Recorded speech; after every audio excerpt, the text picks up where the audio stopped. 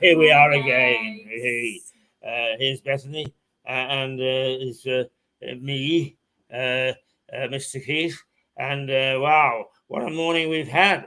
A moment to ourselves. We started off by looking at the papers, and boy, did we look at the papers this morning. Yeah, very intriguing. Rishi Sunak knows exactly where he stands as far as Mirador is concerned. Yeah. And then we went to the two Bs, the two barristers, with their usual witty look. First of all, this morning they were comparing Scottish law with English law, but also, as usual, having a go at one another, and with their usual lovely sense of humour. And now we hope that we're going to carry on as we normally do at this time with Melissa from New York. She's also had 3 weeks off. We haven't spoken to her in 3 weeks, so hopefully we're going to see her in a minute or two, and we'll find out what's going on in the Big Apple. But for the moment, let's just take a look at, I suppose, the two big stories this morning.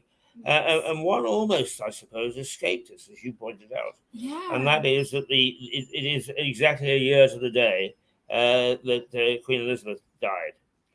And obviously the royal family and much of the nation will want to relive that day. And Harry is actually back in the country to do so. And Charles has sent out a message. But generally speaking, it would seem that the grief is real, whether you're a royalist or not, because she was somebody who understood her duty and fulfilled it. Yes. Okay, some people are not terribly royalists and so say, hey, well, she had the money. Well, I'm fed up with this business about some people have money and some people haven't. I haven't got any, and I've got plenty of talent. But I've always made sure that I think that I've done what I consider to be my duty. I went abroad. I served in Northern Ireland. And when I say served, I served as a journalist and also helping a corporate entity during 15 years in which the troubles were paramount.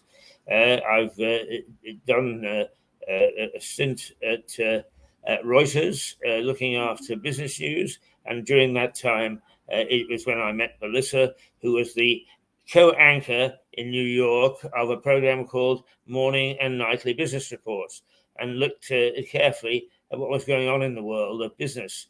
And it went out we got on average about 8 million viewers a morning, which is not large for the United States, but it's bloody large for here. Yeah. And we went coast to coast, right across the United States and parts of Canada. And that's before I started to trot off around the continent to train young journalists who are just emerging from authoritarian rule, such as Kosovo and Bosnia and Serbia and other parts of, I went to Africa. And I noticed that there was a very fierce storm in Hong Kong today. And I was in Hong Kong training some young journalists, and we had a typhoon there. And I'll tell you, living through a typhoon can be a pretty terrifying. You don't go outside, that's for sure. Yeah. And to see palm trees bending like that. Definitely not with an umbrella for certainty. So we try very hard to carry on with that tradition with Mirador. But by the same token, we are not blind to the fact that the world is changing, that media is changing. But it's our belief that there is a hybrid, that the modern way of doing things, such as the way that Netflix does it and so on, has validity. but also we're not giving up on the way that the old style BBC and ITV did it, with a variety of topics and a variety of programs which are streamed daily. And we're on from 8 in the morning. No, we're not. Yes, we are. We're on from 8 in the morning, sometimes 7 o'clock, if our two barristers are able to join us, because they have to go off and appear in court. And the courts get started pretty early as well. Yeah. And we're on until 11 o'clock. And we're quite prepared. If for instance, we had a very good interview the other morning, didn't we? Yeah, we did. And we went to actually we went to 12:30, almost unheard of. But we got the viewers still there, and we were faithful to them. So we do a pretty good job. Having said that, I'm a snarly bugger. I'm a curmudgeon, and I usually start off these programs by saying 650 members of Parliament in the House of Commons, and I wouldn't give you tuppence for one of them. Do I mean it? Watch and find out. Anyway, I now have a good right-hand lady is in Besson, and boy, does she keep me dusted around the corners. And she makes sure, but also she's very good in terms of the things that I do very badly, like clicking on icons and finding out totally the wrong icon. And she's very good at it, and she keeps us going. She is like everybody at Mirador, because we don't have any money at the moment. She does it out of the goodness of her heart, and we hope that we'll turn her professional very shortly when we've got some cash. And if you want to donate some cash, by all means do. We're not averse to it. I'll send my bank details over, guys. There you go. But we are beginning to motor, as indeed we plan to. Let me tell you, because we are visionaries, and we do have ideas beyond our station. But you've got to have an idea before you can make it come true. Yeah. Our colleague in New York, Stefanos, who is the director of the second biggest opera house in New York, wants to come over and do a operetta on Tom Paine in this very bar where we're sitting, since this is where he actually practiced his rights of man. And we're fully behind that. Now, that's going to take a year to put together, of course, because he's got to write the operetta first. But that is a very part of our plans. We want to do the trial of Tom Paine, which never took place but was written in the courthouse opposite. We want to do half a dozen other interesting things, like we want to take King Canute down to Bosham Harbour and get him to tell the sea to go off, to go back. So we're not dull. We're not without vision. We're not without ambition. But to do that, of course, we sometimes need the odd shekel in the pocket. So we are looking, but we don't waste our money. And the fact that we've got 10 bottles of brandy in the company's liquor cabinets. Not that you've been counting. We are very, very excited about all the plans that we've got and the plans that are still coming forward. I think of probably 2 new things almost every other day. So I'm very excited to see how I can help make it happen. And well, it won't all happen, and we can't tell you which one can happen. But the fact of the matter is a good friend of mine, the Canadian journalist Dick Linico, used to say, if you do nothing, nothing gets done. So at least we try here, and if we fall flat on our face, we pick ourselves up. And as Samuel Clements, who's Samuel Clements, you might say? Well, he was Mark Twain. Mark Twain said, you must experience total failure if you're going to have the exhilaration of total success. So we don't mind if we fall flat on our face, because we pick ourselves up and away we go back and we try again. Not everybody's cup of tea, but it is ours. sometimes you just might need to look at things in a different angle for then it to work. That's true. That's very true. Anyway, I've got a new lady who bosses me around, for God's sake. Jesus, I don't know how I manage it. Perhaps I had a bossy wife. No, I didn't. As to why I find ladies who are strong-willed. But strong-willed is nothing that I'm shy of in any of my colleagues. And we have got now about 10 people involved with Mirador. At various levels, and I'm delighted that we have. And they have good backgrounds in the main. They come from BBC, ITV, Reuters, and other organizations, the Financial Times.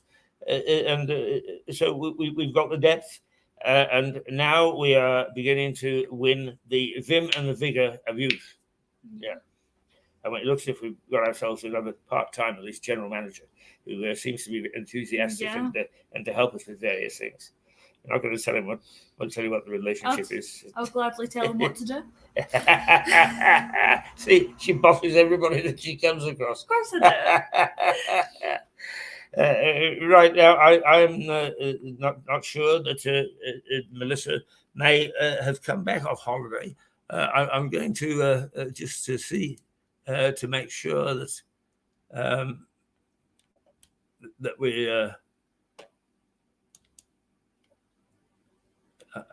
the sent items. Yes, it was sent, and where is our? No, you're making a new one. I'm looking for the inbox. That's your junk. Junk.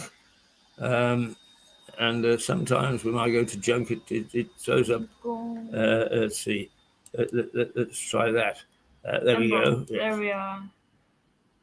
Oh, well, we've got 1 teaspoon, teaspoons.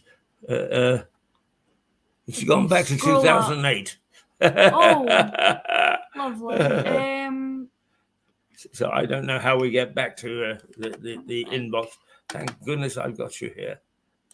So have you filtered anything all unread? There we go, new messages. Other new messages. Sort. Date. There we go. So it's nice sorted to date. So the delivery failed. Who did that delivery fail to? Which one was that? Melissa Conti, so she didn't get it. There we go. Now, why that it won't try to deliver it again? So there we go. Okay. Go on to there. Right. Okay. New mail. And then type into. Let's see. So, it looks as if Melissa has trouble with the third one. There we go. Right. Put in there. TV. Into there. So from there, go here. And then, hi guys. Then go. Oh, here we are. We can go. Invite. Yeah, that's right. There we go. Just press copy button here. There you go. So it's copied. Go there. There. Yep. There we go. And you can do Control V. There you go. There, and then just press send. There we go. There we go, and that should be sent. Where's our sent box? Ah, there it is. So then it's sent again. Sent again. Let's hope that we have more luck this time. But if not, we'll have to try. No, that's your place next. There we go. Go on to there. There we are. Press X there. Here we are back again. Right, okay. Now, while we're waiting for Melissa, let's just remind people that the Heritage Days are starting tomorrow. And one of the places that we're going to end up is the court. We're going to end up in the courthouse. It's not for me. Don't worry, I've done nothing wrong. No, it's me. I'm the one that'll be lucky to get out. But there are at least a dozen places around town that you should actually follow. Yeah. Now, there's one that you're particularly keen on, and that is Anna Clee's house. Yes, I really, really want to go. So, cross my fingers. I also want to explore the court as well. It's just those little things I really, really enjoy doing, and they are free. They are free to do. Are you serving coffee tomorrow? No, I'm not serving coffee. Then you tomorrow. can you can work. You can come with me to the court because we're going to film. That'll be good. And I would love some help. Okay. There you go. You're having a lovely exclusive. She didn't know what she was going to get. She was getting into when she came into this outfit. Believe me, we some of us. I work 12 hours a day, and that's why I sometimes fall asleep on the screen. But now I've got somebody to carry on. I think he's concentrating, but really he's.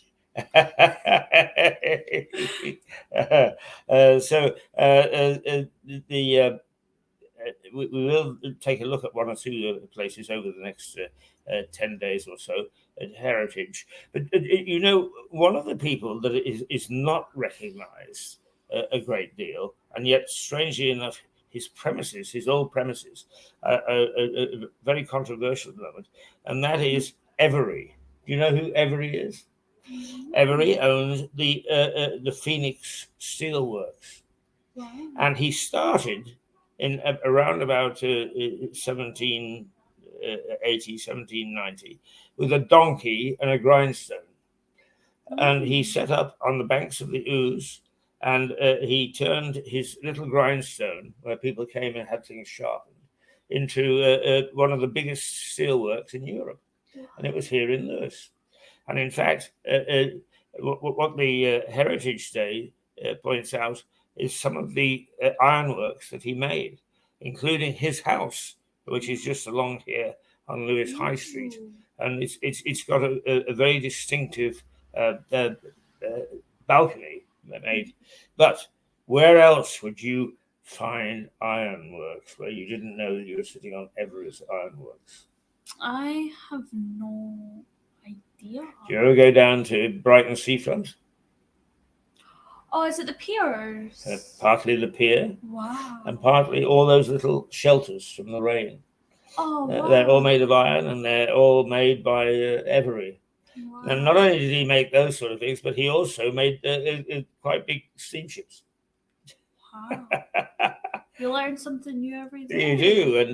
And while we tend to concentrate on Tom Paine and Thomas Cromwell and people in the past, including, by the way, we should never ignore the fact that everybody thinks in terms of William the Conqueror and William de Varenne, as really the start of Lewis. It wasn't at all. 200 years earlier, in 800, Alfred the Great gave the market town charter to it. Wow. So it started in about, really, of note anyway, about 800. So we're in a very ancient place. Very ancient. So those are some of the things that the Heritage Day. Now, if you were sitting in a committee and you were looking at a list of things that you think people should come and see in Lewis for Heritage Day or for other reasons, what would you choose? I always, when I did politics back when I was in school, it wasn't that far along, I'm not that old, we went into the Scottish Parliament and we got to explore it a little bit. We got to go in where you would see then Nicola Sturgeon standing there doing her debate. You got to stand exactly where she stood, and it was so interesting and so it was amazing, that experience. I definitely would do like what the court's doing now. It's so intriguing, especially for people who are really into that kind of stuff, like backgrounds behind why they did things, how the crime was committed, what mindset they were in. It's really interesting to find out how then they deal with that stuff, Yeah. what the court actually looks like. I've never seen a prisoner before in my life. It really shows how I grew up. And me and my partner were walking just behind the court, and we went through Pope's Passage, and we seen one getting into one of the prisoner buses, and I looked at my partner, and after we took a few steps away, and when they were gone, he was like, "You've never seen you've never ever seen a prisoner, have you?" I was like, "No, absolutely not." And it was interesting to find out what that situation was like and what the real material was like. It was so wow. Yes, actually, the inside workings of the courts.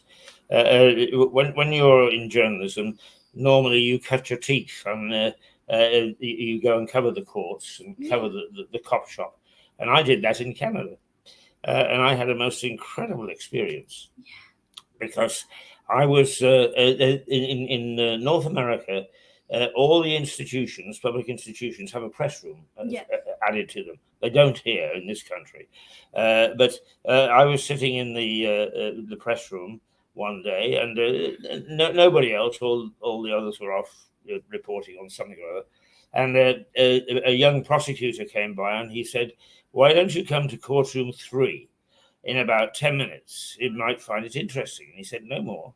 But you pay attention to these things." So I went upstairs and I settled myself into the press gallery.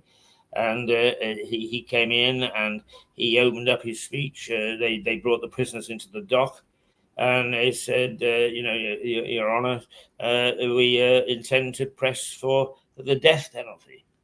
Wow. Now, in those days, Mr. Trudeau is the Prime Minister now, but his father was in those days the Prime Minister, and he and his cabinet had put a moratorium on the death penalty. In other words, it couldn't be applied for 5 years, but they'd forgotten, and they let it lapse. That was a bit And of a slip. this guy was bright enough to pick it up, and I said, "Okay, we're going to ask for the death penalty." So I saw one of the first death penalties ever asked for. It actually wasn't delivered because it embarrassed the government so much that they all had to scrabble like hell to call a special cabinet meeting and reinstitute the moratorium while they decided what they were going to do. So it's amazing the things that you experiences that you do have. I also saw a couple of prisoners try to escape from the dock, which is very interesting. They never made it, but they tried. A few experiences I've had, mainly mine's is very lightweight. Like sometimes it's tours and just little museums that I've seen about and that I've experienced now. I went to the True Crime Museum in Hastings. That was, I'm so into all that type of stuff. It was incredible. And quite more than a few years before that, me and an exchange student group, we went and done like a haunted Edinburgh tour. I recommend this with my highest expectation. We learned about the Edinburgh Plague and how it affected so many children and people. And we went into this room where they were quarantined for the plague, and there was this little circle, and they were like, they made this circle because it still had the same stones, same picture, everything. It was brilliant. And it was like, apparently that's where they would stand because it was like, oh, the circle of healing, or it was haunted. So it was like a protector in their minds because they were so ill that they made themselves believe it. It was that little bit of hope that they had. So it was like, okay, who wants to stand in this circle? And I jumped right in, and it was just, everyone else was so scared, but it was like, take that chance. It's like, you're only going to see this. Like, how many times are you going to do this in your life? Like, have a little bit of fun. But underground Edinburgh, as much as they say it's haunted and it's creepy, and the haunted cemetery with the Edinburgh Phantom and stuff like that, go and visit. As much as it sounds so silly, go and visit them. It's got history right behind the most haunted, this, and it's like, it does have a backstory. People have died there, though. That's the sad part. It's like, honestly, it was the best experience in my life, and I want to do it all over again. And well, it's tomorrow when we go over to the court. In this courthouse, there have been several celebrated cases. One particularly was John George Haigh. And I asked you the other day whether you knew who John George Haigh was, and you didn't. Yeah, I didn't know. He's the acid bath murderer. Yeah. And he murdered, I think it was 6 women that they know about, and then dissolved their bodies in acid. Yeah, it's because of one kidney stone. One kidney stone he was found, yeah. And his trial took place in this courthouse right across here. Mm-hmm. And I was talking to an old chap. He's passed on now, unfortunately, but he knew a lot about history in Lewis. And he said when John George Haigh was tried, which was in 1948, is that the school children used to come out of school. They'd come out about 3 o'clock, but the courts would go on till 5 o'clock. So looking for something to do, they would actually come and they would go into the balconies here to look at the cases. And they would look at John George Haigh in the dock, and he was noted being very phlegmatic. He pretended that he didn't even know what was going on around him. He would do the Times crossword puzzle and just look up occasionally. They took off their bootlaces and they turned them into hangman's nooses and lead over the balcony and hang the noose in their bootlaces in front of him. And he was totally immovable.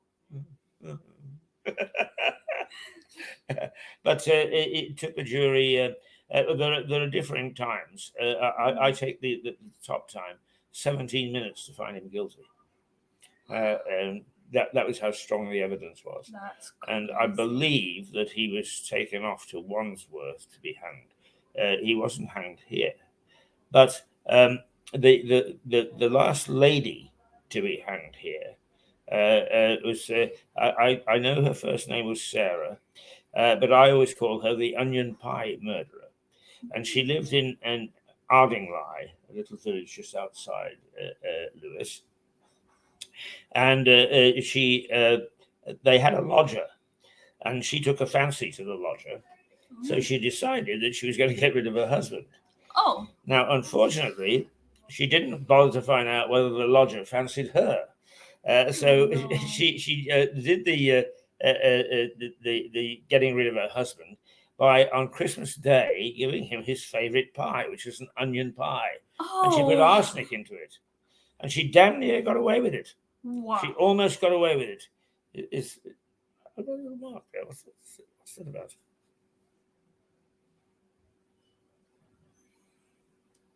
Oh, it's my spectacles. Just shows what television can do to you. But there was a particularly ferocious coroner who said there's something not right here. Yeah. And over a period of weeks, he amassed the evidence, and they actually got enough evidence. And right here in this court, they found her guilty, and she went to the gallows. Not only did she go to the gallows in Lewis prison, but she went outside. They built a platform so that she could be done publicly. Wow. And in those days, it is part of your entertainment was to go to watch hangings. Yeah, I heard about that. And you mentioned, there she is. Yeah.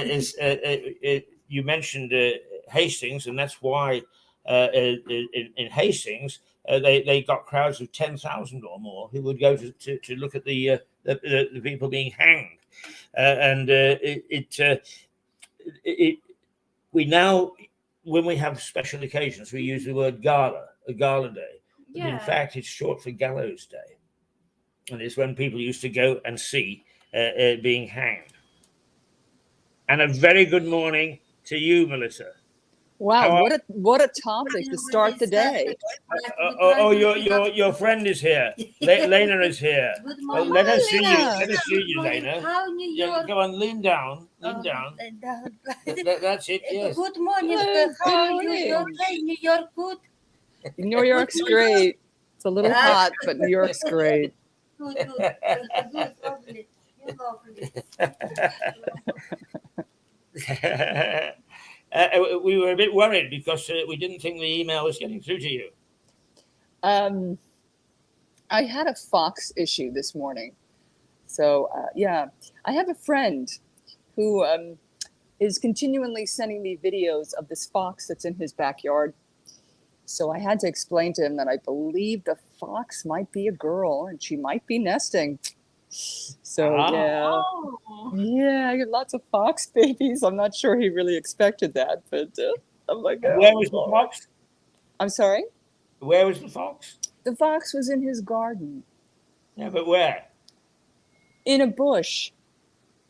In a bush. Yes, but where was the bush? The bush was in the garden, in a corner. And where was the garden? Where's the garden? Yeah. In his backyard. Yes, but which city? In New York? No, in the UK. Ah, right. That's what I was getting at. Is it in the UK? Aha. So yes, I mean it's a beautiful fox. We've even named the fox. You know. And, what's the name of the fox? Moonfleet. Oh. Beautiful fox. Beautiful fox. But I think the fox is going to have baby foxes soon. Aha. Oh.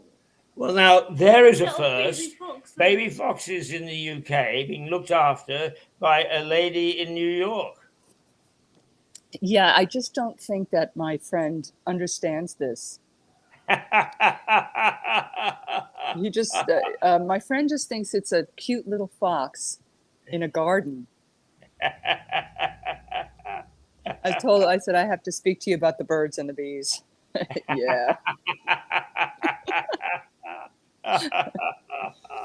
Well, anyway, we don't have any fox. Well, we do have a fox here. He's very skinny. It's very sad.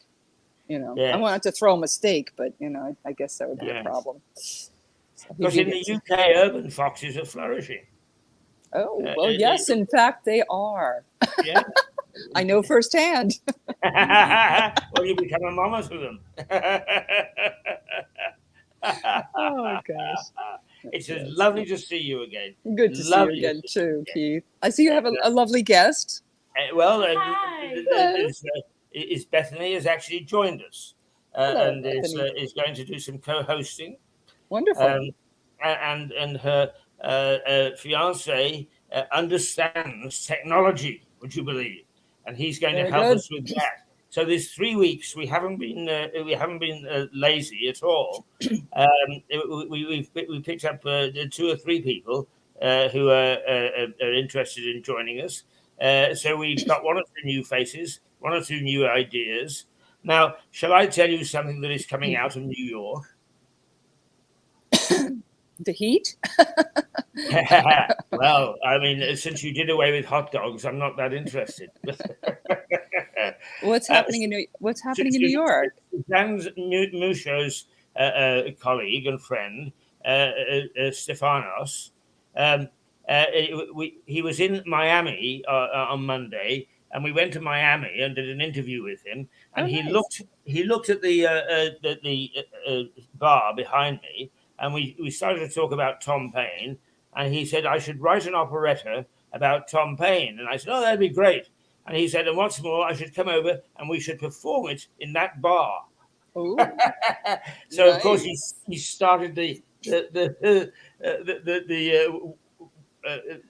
wheels whirring in my mind is how do we do this? So wouldn't that be great? That would be wonderful. So let me understand this. So Stefano is a composer. He's the musical director of the. I can never remember because it's an Italian name of the opera company that Suzanne is involved with. In where? New Where is he? York. He's in New York. Oh, okay. Yes. I thought you said Miami. Well, And I was like- he was in. Actually, I got that wrong too. He was in Mexico. Oh, okay. See, because they're really the reason I ask is that Miami's not a cultural center. No, quite. So yeah, having lived there for many years, it's not a cultural center. So, No. anyway. He was actually one of the things that I admire about him is like us. He's concerned about bringing along young people and helping to train them. In opera, of course, not in broadcasting, but he was down there holding a sort of a 4 or 5 day seminar for young opera singers, and that's why he was in Miami. But most of the time he spends in New York, developing. I mean, he does extraordinary things. Like his last opera, he put the diva in a glass box and hauled her up above the stage. And said, "There, sing from there." Can you? Okay, I have to. Where does he work? New York. But where in New York? Now, I will get you the name of his opera company. But in the meantime, if you chat to Suzanne, she has just recently been appointed to the board. Ah, wow. That's fascinating. Is it Metropolitan Opera? Is it a smaller company? Well, I think it's an unusual company, but it's not that small because apparently they got a mention in Opera Wire, which is the definitive magazine for opera companies in the States. Wow. Well, that's fantastic. I just wanted to let you know that Connor, who's I studied opera in school, and my son is also a very good singer. He auditioned for the Oratorio Society of New York, and he got in. So he's he'll be performing at Carnegie Hall in November and December. So, and he's a huge opera fan. So that would be a wonderful connection.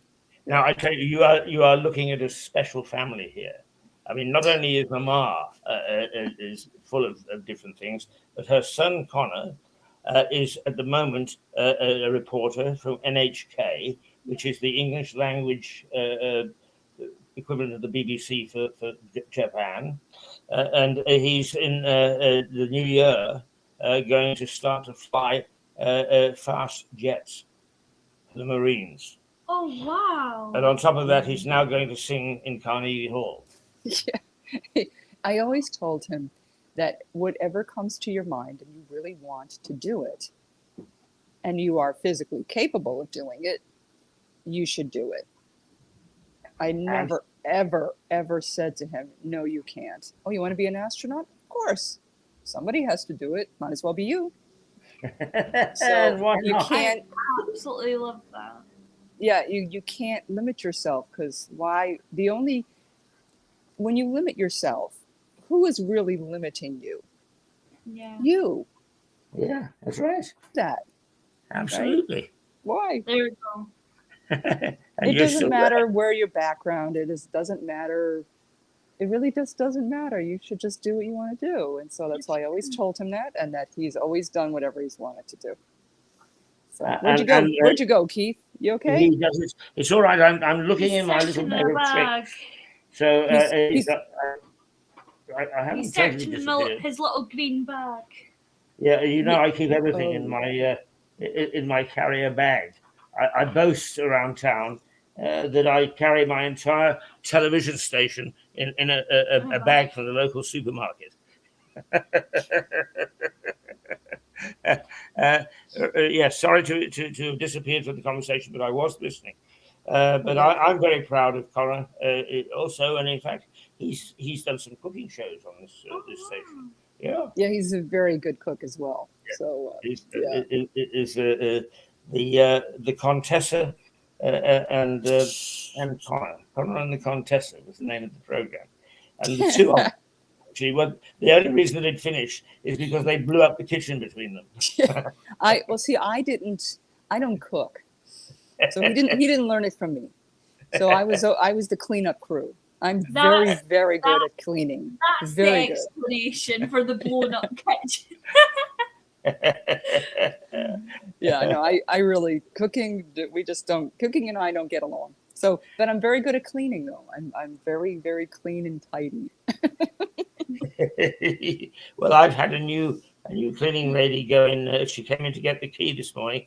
If it doesn't put her off the mess that I managed to make at my tiny little flat in such a short period of time, is I'm lucky. I may be clean again.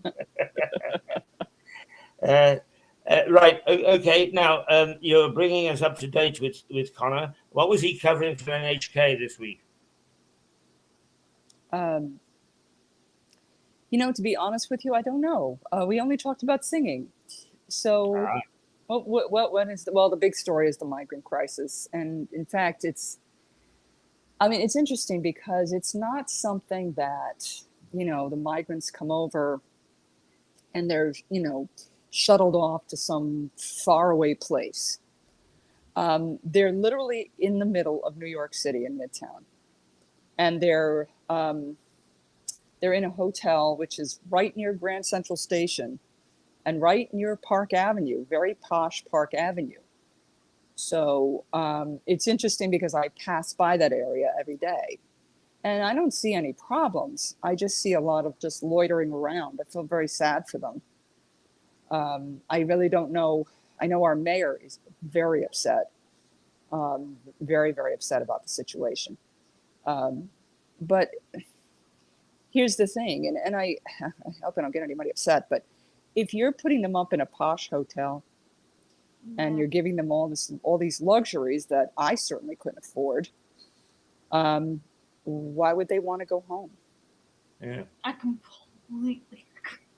You know what I'm saying? And I think you need to listen to each of them to see if they do deserve asylum, but asylum is a very narrow standard. Yeah. And you really have to be persecuted in your country to receive asylum. And there are a lot of other immigrants who would like to come into the United States that may have better means and better education. I'm not saying that someone's better because they have better means, but it's just a free-for-all. And the solution is just, you can't just bring everybody from Venezuela over to the United States. Yeah. Where are they from, Melissa? They're from Venezuela and Ecuador and some other South and Central America. Mostly South America, yeah. We of course have a similar problem, and with people arriving in small boats, small rafts on the south coast, not very far from here, in fact. And of course, the criminals have got in the act and are charging them exorbitant amounts of money for a seat in a raft, which might well sink. Yeah, that's sad. So, yeah, it's a very key issue. Sad. Yeah, it's very sad. And like I said, I don't know the answers, but the answers cannot be putting them up in a luxury hotel with a pool. No, indeed it can't. And we've been doing something similar. In fact, in parts of this hotel, which is not a luxury hotel, but it's a very historic hotel, and therefore, very popular with particularly older and historic type people. There is an annex at the back, and that has actually been given over to homeless people, not necessarily just immigrants. But this is a theme right across the country, and it's upsetting a lot of people. The trouble is, of course, you always get people on the other side saying, "Oh, the poor dears, we've got to look after them." Here's the answer to that. I do feel for them, I do. But if you would like them to come here, you personally, each one of the people who are allowing this to happen, you need to personally allow at least 2 families into your home and take care of them. You need to put your money where your mouth is. Yes. You really care. It's fine to put them off into some little area where you're not bothered by them. But you Yes. need to put your money where your mouth is and take them into your own mansions. That's what you need to do. So Yeah. Joe Biden needs to bring some into Delaware, into his home. Jill can take care of them. Our Vice President, Vice President Harris needs to take some into her home as well and show us that you really do, in fact, care about them. Yes. Yeah. Do you really care about them? Now, the interesting thing is that for Ukrainian refugees, some families here did actually do that, but after a limited amount of time, they wouldn't do it anymore. Yeah, and that's a you have sad long-term commitment. That's a very sad situation. Yeah. It truly is. Like I said, I'm not an elected official, so I don't have. You need people with some idea of what to do. Mhm. You have to have a plan. It can't just be it's a free for all. Everybody comes over if they want, and they just roam around the cities and do whatever they want to do. They don't have work. They don't have families here, and if you bring them all into New York City, you bring millions into New York City, who's going to pay for New York City? You don't have a tax base. Yeah. It doesn't make sense. You know what I'm saying? So it's a national security problem. It truly is. It's I know they need to set up the courts for processing the asylum seekers, and now they're talking about giving them all work permits. It just, I don't know. I don't know what the answers are. I know that our mayor is very upset and very concerned for the city. So that's the big story here. Yes. Well, it has echoes of what's happening here as well. The funny thing is that sometimes headline stories fool me, and at the moment, for 2 days now, our headlines have been a prisoner escaping from Wandsworth jail, and he's apparently in on terrorism charges and what's the other thing that he's charged with? I think it was. But he escaped by clinging to the underside of a vehicle, a delivery vehicle, and now they can't find him. But is that sort of thing? I fail to understand why it's got headline for 2 days in a row. Except my own interpretation is it's political, because it gives the opposition a chance to say, "Oh, the government is not paying attention to prisons; they're all crumbling, etc., etc." But I'm amazed that our media would fall for that.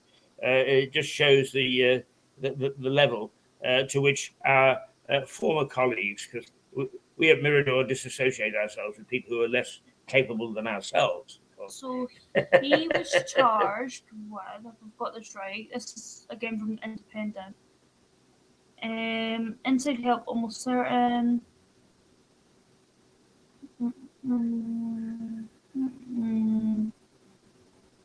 Were charged with terror offences and charges related to Secret Act. Earlier this year, he was accused of carrying a bomb hoax at the RAF base. A bomb hoaxer. He's getting all this headline news. Yeah. RAF Stafford intention induction, and another a belief that the said article was likely to explode or ignite, and thereby cause personal injury. So all he had to do was just ignite, and it was a massive bomb that he brought into an RAF station. Well, So it's he's serious enough. That guy's escaped. I would imagine that's, I guess, because it involves the military. That's a big concern. It's not just. Well, that's also, you're quite right. Now, interesting. Can I speak on something here? We had a similar, well, not a similar, but we had a prison break, and it's in Pennsylvania, and he's a murderer, And there's video of him escaping. He escaped Oh, I've through the. seen Did you them. see that? So he, my colleagues and I were watching it. We were just mesmerized by it. So he goes around a corner, and it looked like he was doing some kind of ballerina arabesque. And he touches the wall, and then he puts his feet on the back wall, and he's going up like Spider-Man. And he goes up the wall. He literally climbs up the wall. It was just. I'll try and see if I can find the video of our one. Yeah, that was amazing. And you know, we're just sitting there watching it over and over and over again, just like fascinating. So yeah, the police and the sheriffs and the prison, they're very embarrassed. And apparently he must have had help on the outside, because we do have video of him picking up a backpack and running. So I don't know if he's been caught yet. But there's a lot of egg on faces today in Pennsylvania. It's in the news, yeah. And now, Bethany, Melissa is very, very concerned about impairment, both physical and mental. And she is taking a degree in that. And as a consequence, she has her own thoughts. In other words, she's our commentator on these issues. And she always has 10 minutes in this time scale when we meet each Friday to explain to us her concerns and sometimes her suggestions for a remedy. So away you go, Melissa. It's your time. Well, I know that I don't have much time left, so I'll just make it brief. I'm quite excited because I'm going to be looking more at the legal side of it and being more of an advocate on the legal side. And in particular, my company is actually paying for me to go to school because they would like me to bring my knowledge of disabilities and remedies to the workplace, because we do have we'd like to have more of a diverse workforce, bringing in neurodivergent, they call it neurodivergent, folks with either maybe ADHD, maybe they have Asperger's syndrome, maybe they have dyslexia. And when you come into a workplace, if you have a disability, you're very scared of not being accepted and maybe having problems with a manager or problems with coworkers. So I would be there to smooth over the transition, and that if there are any issues, I would be working with managers and colleagues and coworkers to make sure that the business is happy, that everything runs smoothly. So I've worked with disabled children for many years and with their parents, and it can be very heartbreaking depending on the level of disability.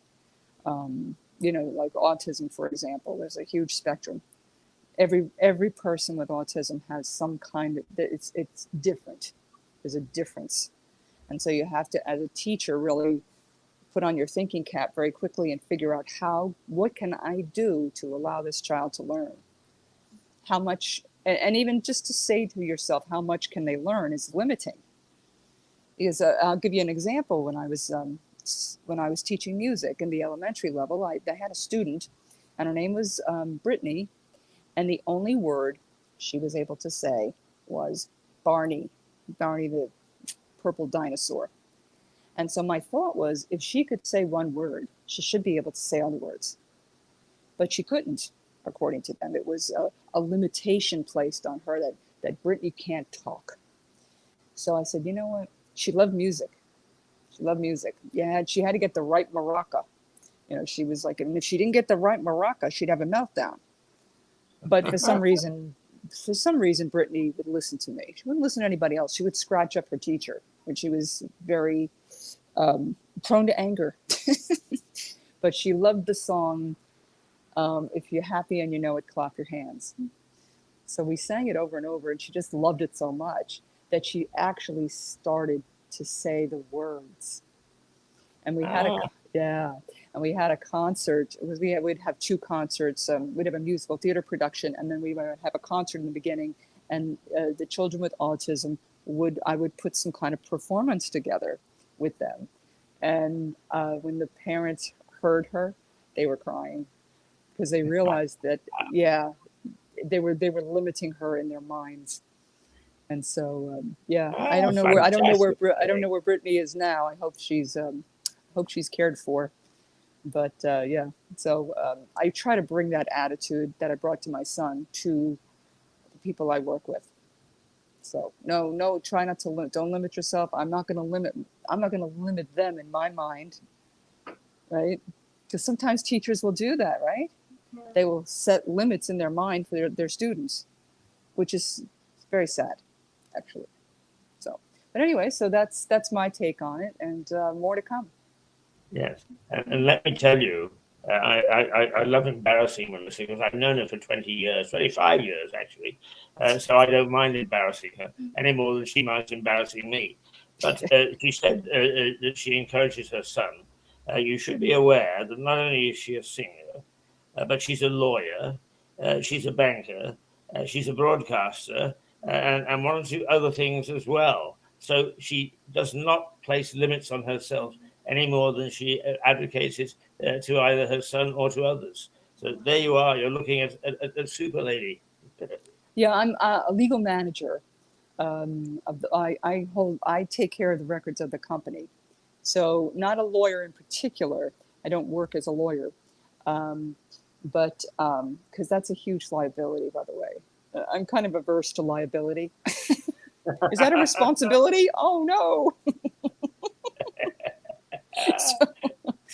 But I love interacting with the colleagues and the leaders of the company. So to get things done, it's good. It's actually good. And you know, it's interesting because working there, it's a wealth management firm.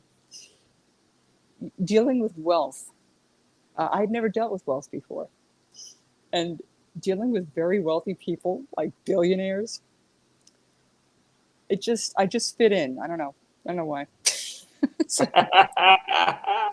It's in your mind, really, honestly. Do they tip you? I would be very upset if they did. Very upset if they did.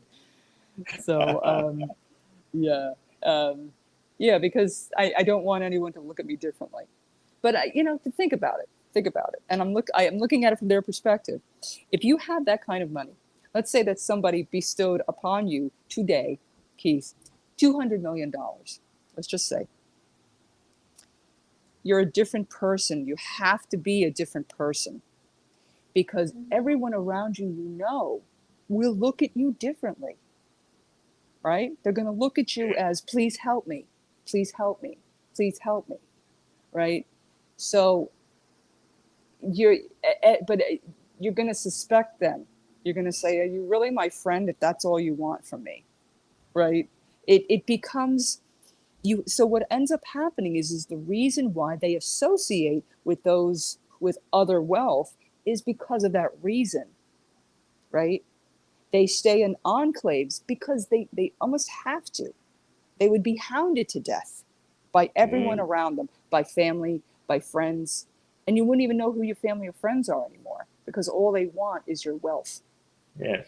Right? Because you think about that. And so that's why they would stay with somebody else maybe and be friends with somebody else who also has 200 million because that person isn't going to ask them for any money. They just want to be their friend. Right? So it's a strange perspective you learn when you work around that environment. It's a different perspective. You develop a different perspective. So yeah. Anyway, on that note, the only difference that they would tell with me is that I would mend the holes in my shoes. Well, see, that's the whole thing. You don't want to be ostentatious, right? You don't want to bring attention to yourself, right? Because then I wouldn't ask you for any money, but I'm sure there are plenty of people who you're friends. Yes. And if you didn't give them money. I think, Melissa, that you and I and some of our colleagues bring attention to ourselves in many other ways as we wouldn't want to with money. I know, exactly. It's like I enjoy my life the way it is. And yeah, would my life change? Certainly it would change. I would not really have to hesitate too much. If I wanted something, I would get it. But at the same time, I want people and friends, right? And so it would change those relationships. Yes, yes. So yeah, it could be very isolating too. So anyway, It's lovely to see you. lovely to see you too. We've been on for wow. No, I don't. Yes, we've been on for half an hour or more, and the time goes so quickly. See you next Friday, if not before. Sure, sounds great. Mirador is really beginning to take off with the work that we've done in our 3-week break, and it's getting more and more exciting. I really would like to talk to you. We have favorites, and you're one of them. So I want to see whether we can thank get you so much. a little bit more out of you. Right, well, it was great to see you, and Bethany, that's so nice to see you. I hope to see you again. We can have more of a conversation and bring you more into the conversation. Okay, Keith? Yes. Yes, absolutely. Yeah. Okay, very good. In fact, I'm quite happy to bow out from time to time. Yes, absolutely. That sounds great. You ladies can kick me through the door. Absolutely. Bye, Keith. Bye, Melissa. Take care. Have a great week. You too.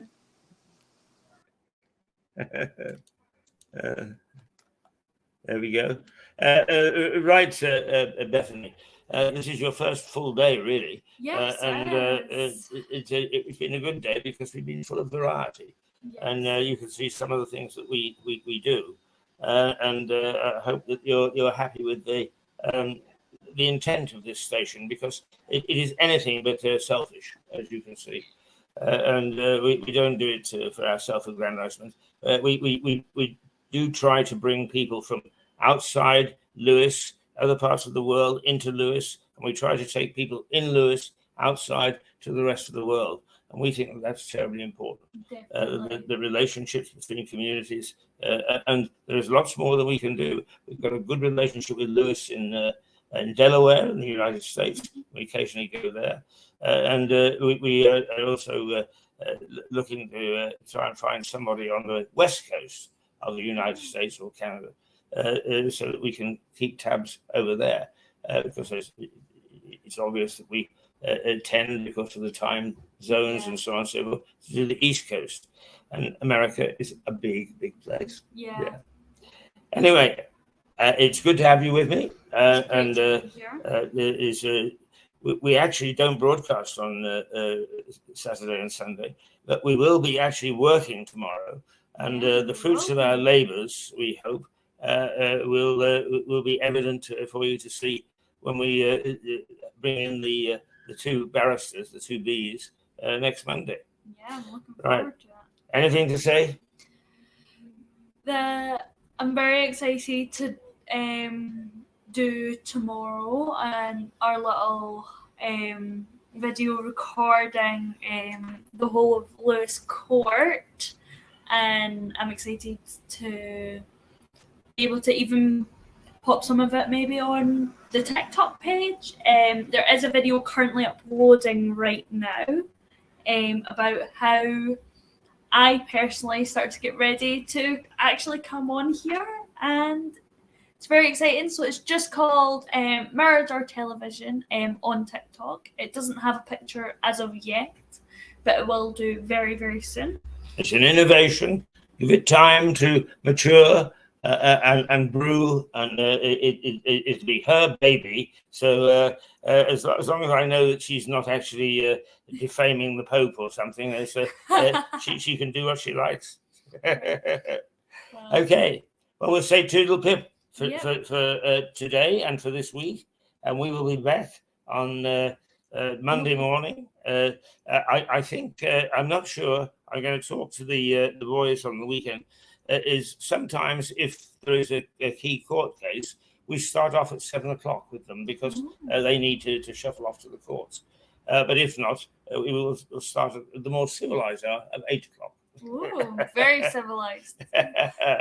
Okay, so from Bethany and myself, let's say toodle pip, and we'll look forward to seeing you in